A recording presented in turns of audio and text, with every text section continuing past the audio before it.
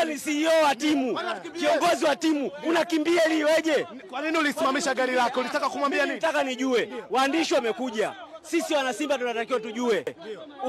Timu ikoje? Kuna maendeleo gani? Kuna nini? Wewe unatoka huko unakimbia. Ili wapi? Mmefeli wapi? Tuwaulize wao ambao wamekimbia, ndio tuwaulize wamefeli wapi. Kwa sababu yeye ndo anatakiwa atoe maelezo. Yeye ndo mtendaji wa Simba.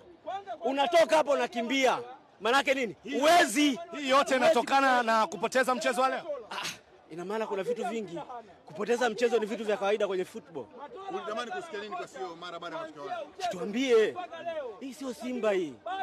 Hii sio Simba. Hayo uliyotazama hapo ni sehemu ya kile ambacho kilitokea kwenye uwanja wa Benjamin Mkapa, maeneo ya Temeke jijini Dar es Salaam, ardhi ya Mwalimu Julius Kambarage Nyerere, ulipopigwa mchezo wa Mzizi Madabi kati ya Simba Sports Club dhidi ya Azam FC. Simba chini ya Suleimani Matola mara baada ya kufanya vizuri kwa takriban michezo mitatu akiwa anakiongoza kikosi hicho. Mchezo wa jana haukuwa mzuri kwa upande wake na kuangusha alama zote tatu na kipigo cha idadi ya magoli 2-0. Mara ya mwisho mnyama Simba kupoteza mbele ya Azam FC ni kipindi ambacho Prince Mpumelelo Dube alikuwa bado anaitumikia Azam FC na golini alikuwepo Aishi Salum Manula, na nakumbuka vizuri ilipigwa chuma moja bila mnyama akafa pale Benjamin Mkapa. Sasa je, baada ya kutamatika mchezo huo, hayo uliyoona ni baadhi. Kila shabiki wa Simba alizungumza kivyake, lakini ambacho kinafikirisha zaidi ni kauli ya meneja habari na mawasiliano wa klabu ya Young Africans kuhusiana na kile ambacho anakuwa anakizungumza kila siku alafu kinatokea mitaa ya Msimbazi. Lengo ni kuwavuruga kweli au kuna ukweli wa taarifa ambazo Alikamwe huwa anazitoa sisi tunazichukulia kama sehemu ya kuwavuruga Simba? Alizungumza hapa na tunaye, utamsikiliza vizuri kwamba mnyama kuna mechi atapoteza hapa katikati, alafu tena ametumia kauli ya kuuzwa.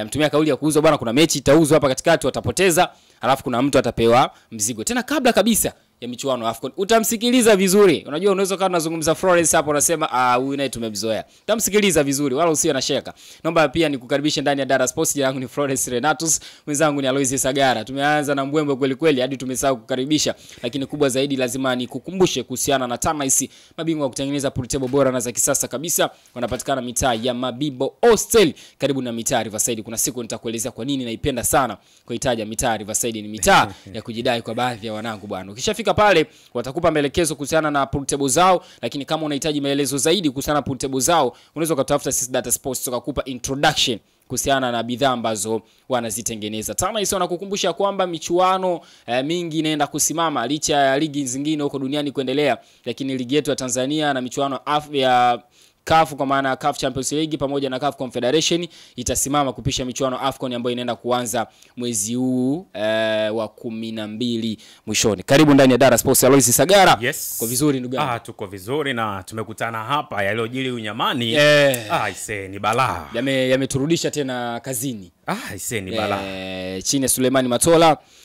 Umesikia kauli zao. Mpaka kuna mtu nimemsikia anasema Ahmed Ally afai kuendelea kuwa msemaji wa Simba. Sasa hata yeye anaweza kaongea. Kinachomponza semaji la CAF Ahmed Ally ni kwamba anaitimiza kazi yake. Yale ndio majukumu yake. Haijalishi taasisi au timu inapitia nyakati ngumu. Yeye ni lazima atoke nje, asimame mbele kwa comfort wana Simba, kuwaweka kwenye comfort zone ambayo kila shabiki au mwanachama wa Simba ataendelea kufeel proud kuwa shabiki au mwanachama wa klabu ambayo anaishabikia pasipo kujali nyakati ngumu ambazo wanazipitia. Kwa hiyo yale maneno ambayo anakuwa anayatoa Ahmed Ally yasipotimizwa kiwanjani na wachezaji, benchi la ufundi wasipofanya kazi yao, viongozi wasipotimiza majukumu yao, yanamrudia yeye kwamba huyu watoto wa mjini wanasema kutujaza, anatujaza ili hali timu yetu iko kwenye hali mbaya. Kwa hiyo kitu cha kusema kwamba Ahmed msaliti atupishe inatokana na maneno ambayo Ahmed wanatoka mbele kuja kuwaelezea wana Simba hata kama wako kwenye nyakati ngumu. Yes. Haya bwana, alikuwa ni Aloysius Sagara huyo. Nimeona kuna video moja niliona ni kama nani mwenyekiti wa Simba utazama Mangungu ni kama alikuwa analia hivi. Wamefikia hatua hiyo. Ni kama ni mtu ambaye alikuwa anahuzunika sana. Moja ya kitu sasa ambacho unaweza kachana na hizo issue za mashabiki wa Simba, moja kitu ambacho kinafikirisha sana na kuhusiana na maneno ambayo amekuwa akiyazungumza meneja habari na mawasiliano wa klabu ya Young Africans bwana Ali Shabani Kamwe, na hapa tunayo video. Nitakupa sekunde chache unielezee kidogo kabla mimi kumruhusu mtazamaji naye pia atazame na asikie hiki ambacho tunakizungumza hapa. Pengine mtu anaweza akawa anasema Data Sports maneno bila ushahidi. Ni naona kama kuna uhalisia sasa ambao na mimi nimeanza kushawishika nao kuhusiana na ambacho amekuwa akikizungumza Ally Kamwe. Yani Ally Kamwe ni kama mtu ambaye kwa sasa hivi anaijua vizuri Simba kuliko hata ambao wamo ndani ya wana Simba wenyewe. Yani imefikia hatua hata anachokizungumza Ally Kamwe kuhusu Simba watu wanapaswa kupay attention kwa sababu huenda kinaweza kwenda kutokea hapo mbele. Na alizungumza juzi kati hapa kuhusiana na Simba. Kuna vitu alivizungumza huko nyuma na ndivyo ambavyo vimetokea. Amezungumza kuhusiana na kwamba kuna mechi hapa katikati watapoteza. Hata baada ya game dhidi ya Coastal Union kutamatika, Ally Kamwe alizungumza, mimi nilikuwa na ushahidi. Tulifanya mahojiano ndugu waandishi nikamwambia hii game wanaenda kucheza kesho kutwa, wanaenda kupoteza, jambo ambalo watu wengi tulikuwa tuliamini kutokana na mpira ambao Simba katuonesha msimu huu. Unajua kwa kauli za Ally Kamwe amekuwa akizungumza kwa asilimia kubwa nadhani watu walikuwa wanachukulia kwa utani. Mimi pia nikiwepo. Lakini nilikuwa nachukulia utani, mwisho wa siku mambo yanatokea. Nikaanza kuweka trust juu ya kauli zake kwamba ni kweli maybe ndani ya Simba kuna mtu ambaye Ally Kamwe anasema ni jasusi ambaye anampatia taarifa nyeti zaidi za taasisi ya Simba na anamfikishia Ally Kamwe na zinakuja kutimia. Mchezo wa Azam na Simba hapo jana ambao Azam kaibuka na ushindi, alizungumza siku kadhaa hapa nyuma kwa maana ya Ally Kamwe akasema kwamba huu mchezo tayari ushapigwa bei na mnyama atafungwa na kuna mtu ambaye atasukumiwa zigo la lawama. Na ni kweli hapo jana tumeshuhudia mnyama kapasuka bao 2. Sasa pengine nafikirisha zaidi, pengine kama kuna wana Simba ambao bado wanachukulia kauli za Ally Kamwe kama utani, wanabidi kupea attention kama ulivyosema kwamba wasichukulie tena utani, wafanyie kazi jambo lililopo. Na wahenga au Waswahili waishaye kusema kwamba lisemwalo lipo kama halipo basi laje. Kwa yanayotokea ndani ya Simba pengine ni kweli kuna jasusi ndani ya timu yao. Naomba mtazame vizuri wana Ally Shabani Kamwe na wewe upate nafasi ya kumsikiliza tena kwa makini zaidi. Kila mtu ana namna yake ya kuchambua vitu na unaweza ukachambua kwenye uwanja wa comedy. Twende sawa. Ndani kabisa. Kuna mechi itauzwa hapa katikati. Watafungwa, Watapoteza. Kipoteza afu watakwenda kufanya mageuzi. Kwamba funga afu hasira mtolee mtu.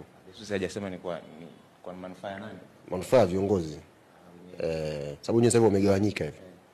Kwa kama sambusa hivi. Kiislamu unajua sasa hivi wale jamaa hata kibla huwezi kuipata. Yaani upate kibla. Umevurugika. Kwa hiyo kuna mechi hapa watapoteza hapa. Kabla hata ya AFCON hapa hajakuja. Kuna hiyo timu itafungwa hapa katikati. Kwa kifungo utasikia. Sema sasa uzuri taarifa nyingine kule amejipanga na yeye. Mageuzi hatafanyika. Itakuwa mshike viwanjani. Subirini. Mshike viwanjani. Nakuja nikupa ile exclusive ya jasusi. Bwana ni Ally Kamwe. Yes. Msikiliza vizuri. Alafu mimi napenda sana kuzingatia facial expression ya mtu kipindi mtu anazungumza. Yani mimi napenda sana kumtazama mtu kipindi anazungumza kwa sababu nimepata nafasi pia kusoma issue ya saikolojia tulipokuwa chuoni. Kwa hiyo namna nyingine ya kumuelewa zaidi mtu ni mtazame usoni. Yani sura yake huwa kuna mtu mwingine sura yake huwa inazungumza zaidi kuliko maneno ambayo anayazungumza. Yani userious unauona zaidi kwenye sura. Kwa hiyo ukiangalia Ally Kamwe akuongea anachekesha. Japokuwa sisi tunaweza tukachukulia kwa lengo ya utani. Lakini alichokiongea Aloizi na mtazamaji wa Dar Sports, mbona kama kinaendelea kushawishi ya kwamba inawezekana ni kweli ndani ya Simba kuna mtu ambaye anangata na kupuliza. Yani anazitoa siri za Simba kwenda kwenye club, kwenda kwa meneja habari na mawasiliano wa Young Africans. Sio, unaelewa vizuri. Turudi kwenye mechi. Kabla ya kuja kumchambua zaidi Ally Kamwe. Pengine mtu anaweza akatuuliza swali. Kwa namna na utaalamu wenu mlivyonavyo, mnaona jinsi mechi ilivyochezwa jana, Simba alikuwa amedhamiria kupoteza mechi. Mimi naweza nikakwambia big no. Big no kwa namna ambavyo mnyama alicheza jana mbele ya Azam FC. Ilikuwa ni mechi ambayo ni ya mipishano. Na kupitia mipishano ndipo ambako silaha ya kufika kwenye goli la mwenzio ilipokuepo. Ukiangalia ujengaji wa mashambulizi nadhani tulichambua vizuri mimi pamoja na Hassan Saddam. Ujengaji wa mashambulizi kwa maana ya kuanzia zaidi nyuma.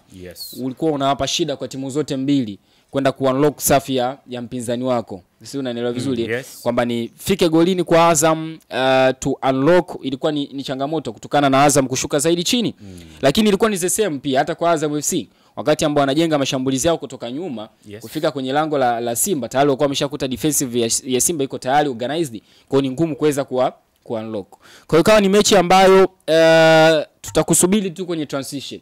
Tukishakupora mpira wakati ambao unakuja kutushambulia, ndio utakuwa wakati mzuri wa sisi kufika golini kwako. Ndio magoli mawili ya Azam FC yamepatikana hapo. Lakini ukija kwenye klabu ya Simba alifanya attempts nyingi, si ndio? Nani huyu Elim Panzu aligongesha mwamba mara mbili, si unanielewa?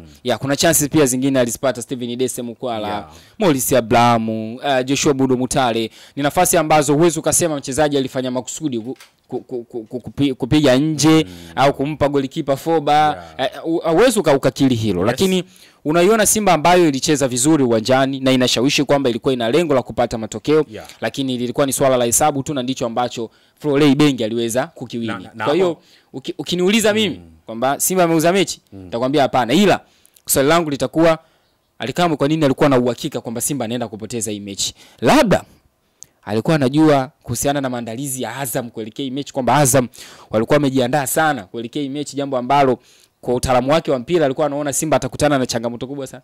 Unajua mimi pia naongea na wewe kwamba kwenye engo ya kwamba mnyama kauza mechi ya jana ni big no.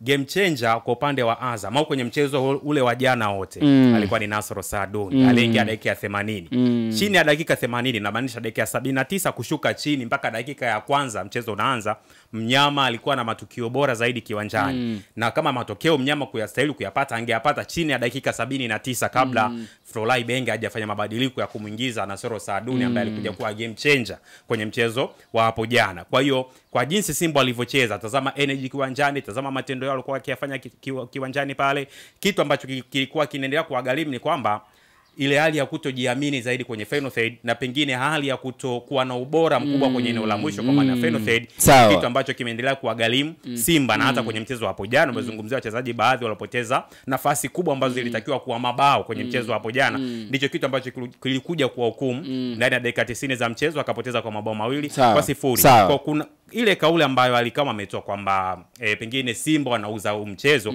na hisi alifanya unabii kwamba aliamua kuwavuruga tu upande wa pili. Unajua siku zote shabiki wa Yanga huwa anapenda kuona wana Simba wakiteseka, na natolea mfano miongoni mwa mashabiki wa Yanga ambao wanapenda kuiona Simba ikiteseka ni Elizabeth Erasto, anamuita Elizabeth atuchezi. Yeye anasema furaha yake kubwa zaidi ni kuiona Simba ikivurugika, ikikosa amani, ikikosa furaha. Kwa hiyo na hivyo hivyo kwa upande wa pili pia Simba wanapenda sana kuiona Yanga ikipitia nyakati ngumu. Ndio maana ya utani wa jadi. Kwa hiyo nina imani kwenye kauli ya Alikamwe ya kwamba Simba wanaenda kuuza mchezo dhidi ya Azam, sidhani kama ilikuwa ni sahihi zaidi, ila alizungumza vile kuwavuruga zaidi kutokana na ambacho kinaendelea ndani ya Simba au upande wa pili. Sasa mimi nimerudi kwenye ambacho nilikuwa nakiamini. Huenda Alikamwe alikuwa anayajua maandalizi ya Simba dhidi ya Azam FC. Kuna kauli moja hapa nyuma kama ulikuwa unafuatilia vizuri.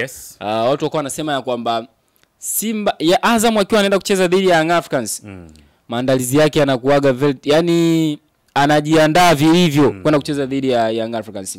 Maele alishawahi kukili hilo kwamba moja ya mechi ngumu ambayo huwa wanakutana nayo Tanzania ni mechi yao dhidi ya Azam FC.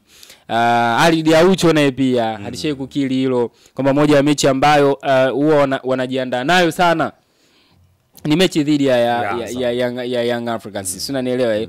I mean dhidi ya Azam FC. Sasa nakumbuka kabla ya mechi ya Simba hii waliocheza jana, meneja habari ya mawasiliano wa Azam Hashim Ibwe alikiri ya kwamba huwa tunaambiwa kwamba sisi huwa tunawakamia na hata kesho tunaenda kuwakamia Simba. Kuna urahisi ambao watu walikuwa wameutengeneza kichwani kwamba Simba akikutana na Azam, Simba ana uhakika wa kuchukua alama 3. Ila Young Africans akikutana na Azam, ni ngumu kwa Young Africans kuchukua alama 3 kutoka kwa Azam FC, kwamba mechi inakuwa very tough. Watu tukasema it's okay. Sasa huenda jana Alikamwe alikuwa na imani.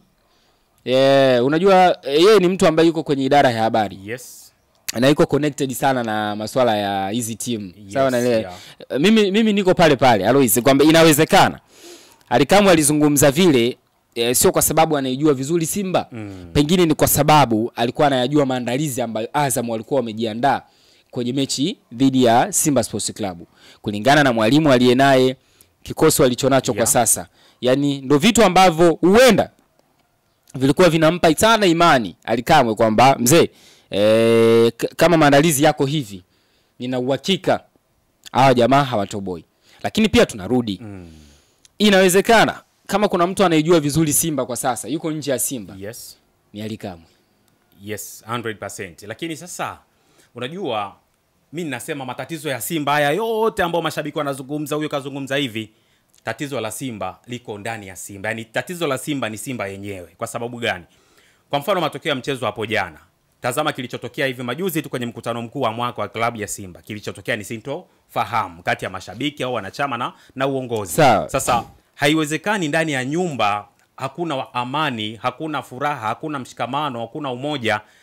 Yaani vitu vyote havipo ndani ya nyumba, alafu nje majirani watazame au mwende kwa jirani afu mkapate fulani nyumba jirani. Hapana, kwamba ndani ya Simba kuna mpasuko, ndani ya Simba kuna mvutano, ndani ya Simba kuna matabaka yapo, viongozi hawako imara, hawako pamoja. Sasa kama viongozi hawako pamoja, je, unatarajia wachezaji watatimiza majukumu yao kwa 100% au benchi la ufundi itafanya kazi yake ipasavyo? Jibu ni hapana. Kwa hiyo matatizo ya Simba ambayo yanapata ndani ya pitch ni chanzo chake kikubwa, au matatizo yake yanasababishwa na uongozi wa Simba, kwa sababu kama wao hawana umoja, basi ustarajie meneja au kocha mkuu wa muda hivi sasa Suleiman Matola akawa na umoja na baadhi ya wachezaji ambao wako kikosini. Yani matabaka ambayo yatatokea kwenye uongozi ambayo yatakuwepo, na hayo yanaweza kuja kuingia mpaka ndani ya timu, kwa maana wenyewe pia wakawa na matabaka yao. Tazama ndani ya Simba kuna makocha wameshapita mpaka hivi sasa, ni makocha wawili. Ameondoka kocha Fadlu Davids, tena yule sio kwamba Simba walimwacha, ila yeye ndo aliacha Simba. Amekuja Dimitri Pantev akiwa meneja mkuu, yeye kaachwa na klabu. Amepewa Suleiman Matola na hivi sasa wako kwenye mchakato wa kumpata mwalimu mpya. Sasa tazama, kuna wachezaji ambao wamesajiliwa na makocha hao. Fadlu alileta wachezaji wake. Dimitri Pantev amekuja amewakuta. Atakayekuja pia ataamua kufanya sajili zake zinginezo. Kumbuka hatuko mbali sana na dirisha la usajili. Kesho hapa Januari. Kesho tu dirisha linafunguliwa. Mwalimu atakayekuja anaweza kuja kufanya maboresho makubwa zaidi. Uje Nshazi yao ambaye alikuwa anaimbwa Simba, pengine akasema simuhitaji aondoke, aje mwingine. Jana amekaa mbao ndefu mpaka game imeisha. Yes, unaona vitu kama hivyo. Sasa hiyo yote inasababishwa pia na kuwepo na instability kwenye benchi la ufundi, kwamba benchi la ufundi linakosa utulivu, na utulivu huo pia unasababishwa na viongozi wenyewe wa klabu. Kuna maamuzi ambayo ameyafanya sio sahihi ndani ya Simba, na hata ukisikiliza baadhi ya kauli za mashabiki wa Simba hapo jana wanakuambia hata huyu mwenyewe Suleiman Matola hapaswi kuendelea kuwa Simba, kwa sababu matatizo ya Simba yanayotokea ni kwa nini abaki salama ile hali makocha wanazidi kuondoka ndani ya Simba. Ni makocha wangapi wameondoka, yeye anasalia kama kocha wa muda and then anabaki kuwa msaidizi, anakuja kocha mkuu mpya. Kwa hiyo natazamia vitu kama hivyo vyote ndio tunakuja kupata sum up au conclusion ya kwamba tatizo la Simba liko ndani ya Simba yenyewe. Yes. Tatizo la Simba liko ndani ya Simba yenyewe, ni maneno ya Aloisi Sagara. Mimi ni Florence Renato, mtazamaji wa Rara Sports. Aloisi, tukubaliane sasa. Yes. Hata Dimitri Pantev bado alifaa kuendelea kuwa mwalimu wa Simba. Yes, kwa sababu tatizo sio lake. Tatizo ni timu anayoisimamia. Ni ukweli kwamba uongozi katika klabu yoyote ile au katika taasisi yoyote ile kuwa na uongozi imara, naweza nikachukulia maneno ambayo aliwahi kuzungumza Arsene Wenger kwamba the confidence of one player is the half victory of the game. Sorry Florence, naongeza kitu kidogo sana. Unajua kuna mambo mengine yanatokea ni kwa ajili ya kutoa funzo. Kinachotokea Simba ni dhahiri shairi, picha ya nje ni kwamba hakuna umoja, hakuna ushirikiano.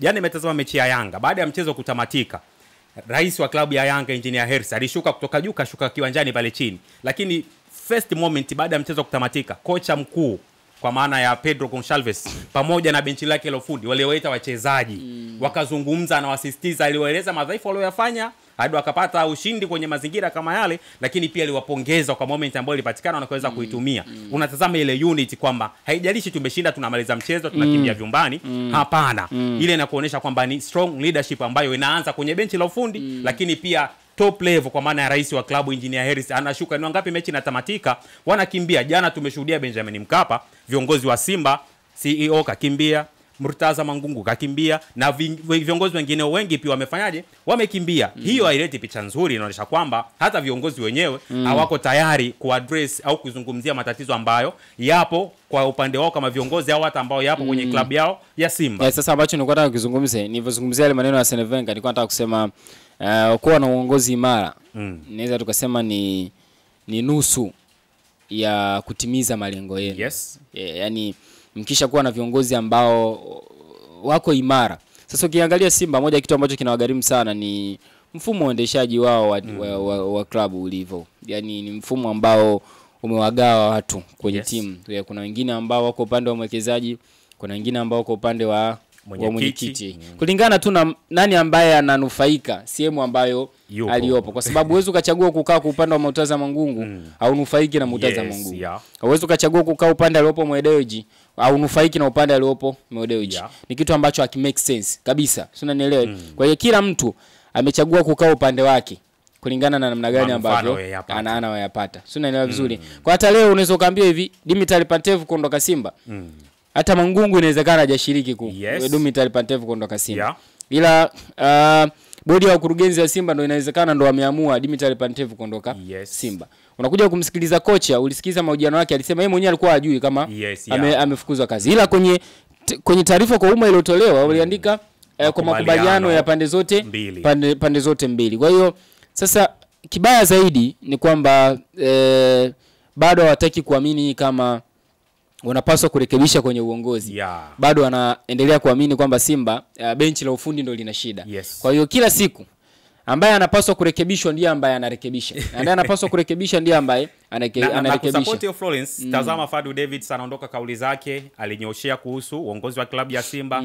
Kocha wa muda mwenyewe aliyekuja aliyemkopa kutoka timu ya taifa Ahmed Suleiman Morocco alizungumza kuhusu uongozi. Mchezaji wao aliyekuwa mchezaji wao Shefondo Malone alizungumza kuhusu uongozi. Fabrice Luamba Ngoma alizungumza kuhusu uongozi. Sasa haiwezekani hao wote wachezaji, makocha wanaopita wote wananyosha kidole kwenye uongozi wa klabu ya Simba. Ina maana wanapaswa kujitafakari. Kitu ambacho nataka kukifanya wana Simba ni kwamba kama kuna kiongozi anatambua sitendi vile ambavyo ninapaswa kutenda, ninatenda chini ya kiwango au sijakidhi hadhi ya kukaa kwenye nafasi niliopo, sio dhambi ku step down, sio dhambi kujiuzulu. Kwanza ukijiuzulu utakuwa umeinusuru Simba ambayo hivi sasa jahazi lake linazidi kuzama. Hapo kwenye kujiuzulu hapo kazi ipo mzee. Sasampa. Nani anaachia Sasampa mzee? Bwana, nakushukuru sana wewe ambaye ulikuwa pamoja na sisi. Mimi pamoja na Loiz Sagara. Of course ulikuwa ni mmoja wakati mzuri na taarifa ambayo ilikuwa inafikirisha kulikweli. Lakini sisi tumetoa mawazo yetu kwa namna ambavyo tumetazama au tumeshuhudia. Kwa namna ambavyo nasi pia tunafikiri. Lakini uwanja wa comment uko wazi na wewe pia unaweza ka drop tu chini hapo mawazo yako. Baadaye na sisi tukija tukapata nafasi, tuna tabia ya kurudi kwenye comment kwa tutakuja tukujibu bwana. Aliyesimamia mchongo wa kamera sio mwingine ni Mr. Sani Sadamu, anasema ya kwamba Mangungu aiache tu Simba isije kamtoa roho mzee wa watu na umri ndo kama hivyo unaelekea mwishoni. Karibu tena ndani ya Dara Sports.